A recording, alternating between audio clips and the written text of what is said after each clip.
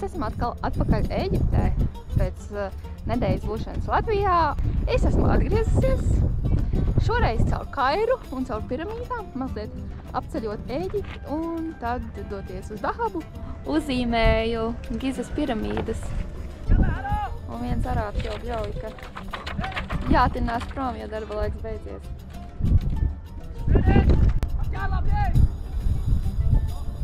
Darba laika beigas, visi dzen savus kamieļus mājās un es laikam arī aizsēdējot bišku un arābs tā kliedz, ka likās dvēseli izkliedz, ka man mēģināja man sakliegt, bet es viņu ļoti aktīvi ignorēju un mēģināju pabeigt savu zīmējumu. No Kairas izbraucām ar autobusu 14 stundas pa nakti ceļā, tad izkāpām Asmanā ar tuktuku pusstundu un pašlaik mēs esam Nubian Village.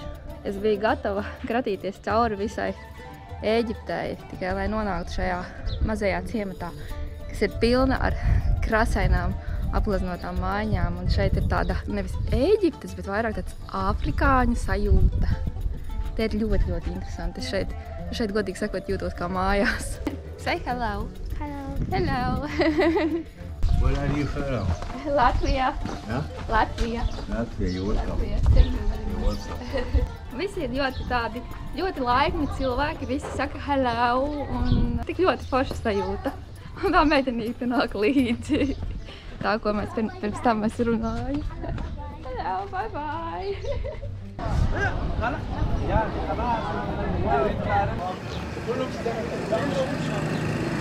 هي رسمتها؟ لا والله.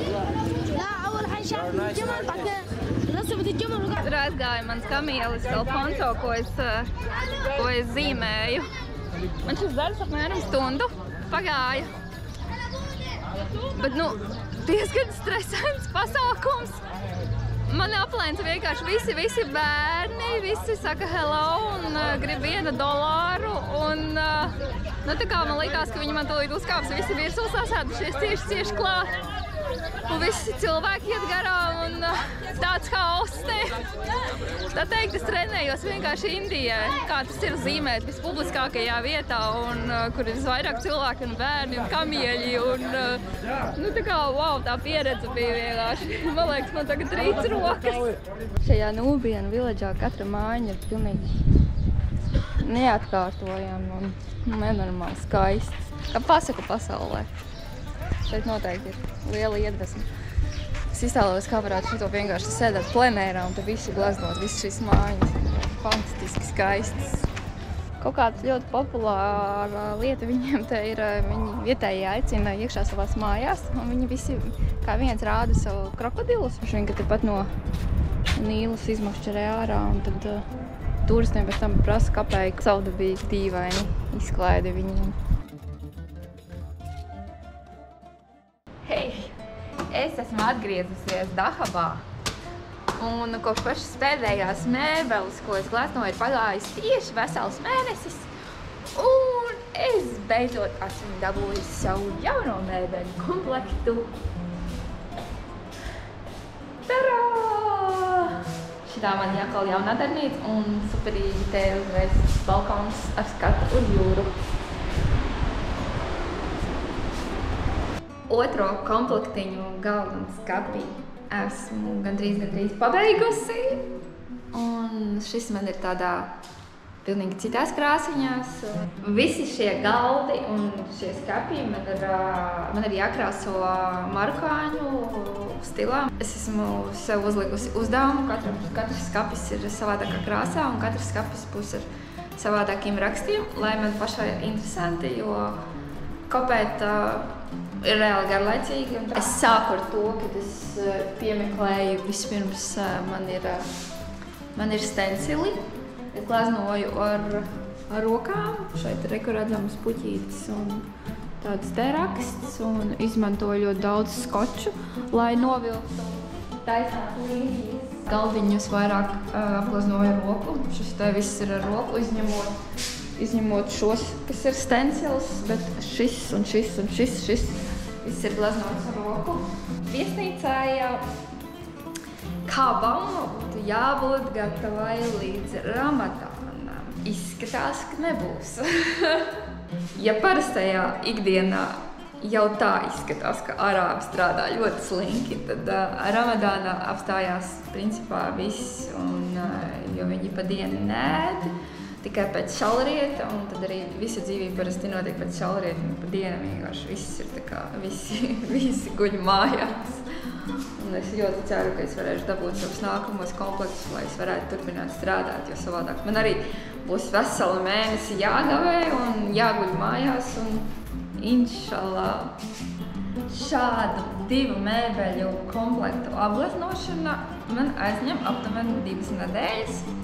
Teorētiski noteikti var paspēt vienā nedēļā, bet atceramies, ka šī ir arābu zeme, un arī manī jau sāk plūst vairāk arābu slinkums. Ar to šeit vienmēr es rēķinos, ka šeit nav tā kā plānots. Līdz ar to nevis nedēļa, bet 2 nedēļas. Latvijā es, protams, varētu brītīgi saraut, bet šeit tas īsti nav vajadzīgs, jo arī uzliekot stencilus, viņus nokrāso, bet tev ir jāgaida, kamēr viņi nožūs, un tad tu vari tikai likt nākamo kārtu. Un, kad tu uzliec atkal nākamo kārtu, tev atkal ir jāgaida, kamēr nožūst. Un tas arī viss tā kā prasa laiku. Tu atnāk 2 stundas par strādā un saproti, ok, tu vairs neko nevar darīt, tu ej mājās un nāc nākamajā dienā atkal. Un līdz ar to tas nav tā, ka tu no rīta atnāc un vakarā ej mājās. Nē, tu 2-3 stundas dienā pastrādā un viss, un nākamajā dienā atkal turpini. Un tāpēc arī ir tas ilgākais laika posms, jo visa krāsošana, strādāšana tā kā pa slāņiem. Skapjiem šeit es izmantoju jau gatavus sagatavotus stencilus, ko es sagatavoju Latvijā. Viņi ir speciāli izlāzerēti. Protams, šeit Ēģiptē nekas tāds nav iespējams. Šis ir tas lielais stencils, šis ir izmantots tā kā galdiņā. Man ir arī pāris stencili, kas ir gatavi nopirkti. Tādus var nopirkt internetā, bet var izgatavot arī pats. Es ilgi gaidīju visu ziemu un beidzot sagaidīju Ramadānu. Ramadāns ir sācies un arī manas mēbeles beidzot ir atvestas. 6 galdiņi un 6 skapji. Man ir jāapglezno. Tad ir jauns komplekts jāapglezno, un es sāku ar to, kad es izdomāju, kuru trafaretu es izmetošu. Tas ir tas, ar ko es sāku. Vispirms ir trafarets, un pēc tam es gleznoju klāt viņam ar roku.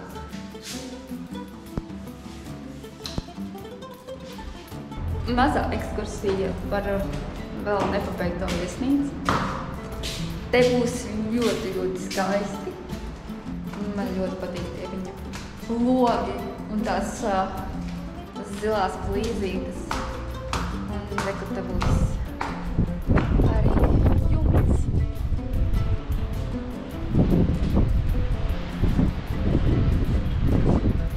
Ar skatu uz Dahabu un kalniem. Un šis, manuprāt, man liekas, būs vislabākais numuriņš. Reāli vislielākais balkons. Tā kā vesela viesistaba, man liekas, kad mums Latvijā dzīvokļi varētu būt mazāk kā šis balkons.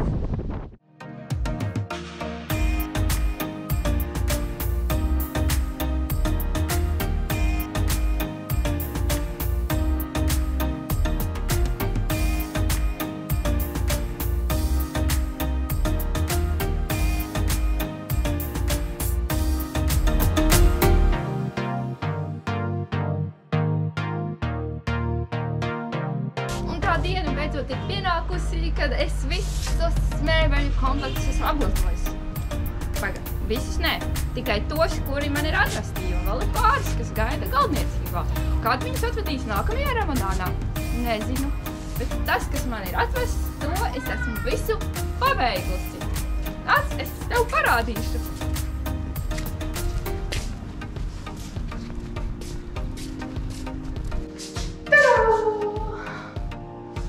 Jaunāko numuriņu galdiņš gaiši zilo ar zelta skati. Un galdiņš, būs galdiņš, tad būs spogulis, kur no rīta tās tūkas un puderē. Kā tev patīk?